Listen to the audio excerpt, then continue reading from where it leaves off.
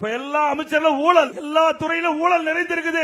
இப்போ நகர்ப்புற வளர்ச்சித்துறை, குடிநீர் வழங்கல் துறை, அமலாக்கத்துறை, மத்தியில் இருக்கிற அமலாக்கத்துறை அத ஆதாரத்தோட கண்டுபிடிச்சு அவர் மீது எஃப்ஐஆர் போட வேணும்னு அரசுக்கு 3 முறை அறிக்கை வெளியிட்டாங்க, அறிக்கை கொடுத்திருக்கிறாங்க. இதுவரைக்கும் இந்த அரசாங்கம் எஃப்ஐஆர் போடல. ஆக எஃப்ஐஆர் நாங்க நீதிமன்றத்துக்கு போன அண்ணா திமுக சார்பாக உடனே நீதிமன்றம் உண்டான நடவடிக்கை எடுக்க வேண்டும் உத்தரவு போட்டிருக்குது. என்ன 2 வாரத்துல ரிசல்ட் தெரியும்.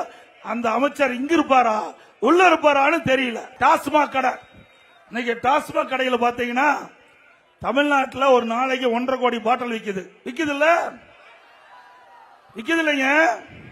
ஒரு பாட்டிலுக்கு 10 ரூபா வசூல் பண்றாங்களா? ஒரு பாட்டிலுக்கு 10 ரூபாய்னா ஒரு நாளைக்கு 1.5 கோடி பாட்டிலுக்கு 15 கோடி. நம்ம ஆளு யாரு குடிக்காதீங்க, தப்பு. திமுக காரன் குடிக்கிறான், குடிச்சிட்டு போறான், அவன்கிட்ட தான் வசூல் பண்றான். அவங்க கட்சிக்காரங்கிட்டே வசூல் பண்ணி கொள்ளையடிக்கிற ஆட்சி திமுக ஆட்சி. 15 கோடி ஒரு நாளைக்கு டாஸ்மாக்ல மட்டும். மாசத்துக்கு 450 கோடி, வருஷத்துக்கு 5400 கோடி.